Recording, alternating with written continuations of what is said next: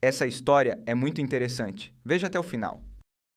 Nas montanhas geladas do Himalaia, um cenário impressionante se desdobra. Um homem de aparência serena e misteriosa se move com calma entre os penhascos íngremes, desafiando a gravidade com a tranquilidade de quem passeia por uma trilha plana.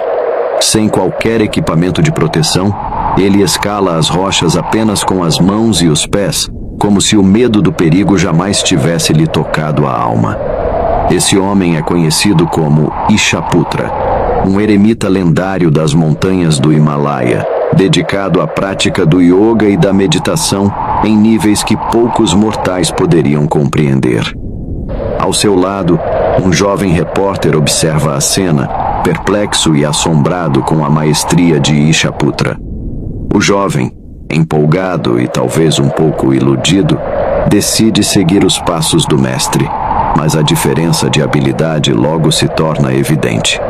Enquanto o repórter sua e xinga a cada metro conquistado na escalada, Ishaputra já se encontra no topo da montanha, sentado em posição de lótus, mergulhado em um estado de meditação profunda.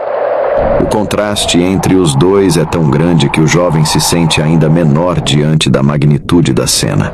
Quando o repórter finalmente alcança o cume, ofegante e com os pulmões ardendo de esforço, ele ergue o olhar e o que vê o deixa sem palavras. Lá está Ishaputra, equilibrado em uma única perna, na clássica postura do galo dourado sobre uma perna, parado sobre o galho de uma árvore que desafia os ventos frios do Himalaia. O corpo dele não treme, não balança, nem mesmo uma rajada de vento o faz mover. Ele parece uma estátua viva, um ser além do humano, como se tivesse alcançado o estado de unidade com o universo. Sua presença irradia uma energia indescritível, e o jovem repórter não consegue desviar o olhar. Os dias se passam, e o repórter segue Ishaputra em sua rotina. A cada manhã, o mestre inicia o dia com uma nova jornada espiritual. Em uma das ocasiões, o jovem o encontra submerso em um lago gelado, meditando debaixo d'água. Quando Ishaputra emerge, sua expressão é de paz absoluta, enquanto o jovem dá passos para trás, assustado com a cena. Depois de alguma conversa, o eremita permite que o jovem o acompanhe e registre sua rotina de práticas espirituais. Mas seguir um mestre como Ishaputra não é tarefa fácil. Eles escalam rochedos íngremes, atravessam florestas densas e enfrentam o frio cortante das noites no Himalaia. O jovem está exausto, tremendo de frio e vestido com uma grossa jaqueta de plumas, enquanto Ishaputra permanece de torso nu, com o corpo exposto ao vento congelante.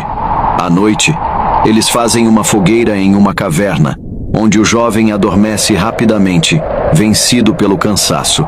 Enquanto isso, Ishaputra permanece sentado, meditando ao lado do fogo, imóvel como uma rocha. O repórter acorda de um pesadelo de manhã cedo, apenas para perceber que a fogueira se apagou e Ishaputra já havia desaparecido. O jovem entra em pânico. Onde teria ido o mestre? Como alguém poderia desaparecer assim no silêncio da noite? Ele corre para fora da caverna e, depois de vagar por horas, vê-se completamente perdido. Suas pernas doem, seus joelhos tremem e ele se apoia em um galho, tentando encontrar algum sinal de Ishaputra. É quando ele tem uma ideia: usar um drone para vasculhar as redondezas. O drone sobrevoa a floresta densa e, de repente, a câmera captura uma visão extraordinária. No meio da imensidão verde, brilha algo inusitado, um ponto de luz refletindo o sol. É a cabeça raspada de Ishaputra, reluzente no topo de uma árvore gigantesca. O mestre está lá, sentado sobre o galho mais alto, a cerca de 60 metros do chão. Seus olhos estão fechados, o rosto em paz absoluta. A luz do sol da manhã ilumina seu corpo, e por um momento, ele parece uma divindade reencarnada.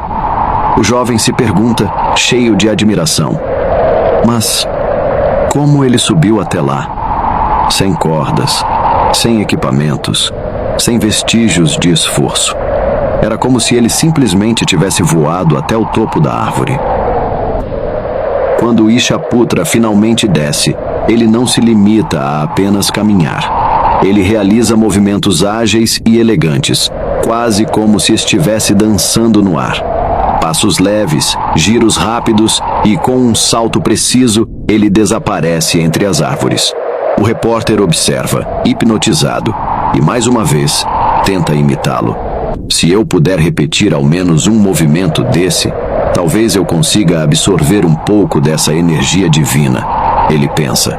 Mas por mais que tente, o jovem apenas se cansa e cai no chão, derrotado. Ishaputra, por outro lado, segue inabalável. Essa jornada deixa todos impressionados. Como é possível alguém ser tão forte, tão calmo e tão à vontade no meio de um ambiente tão hostil?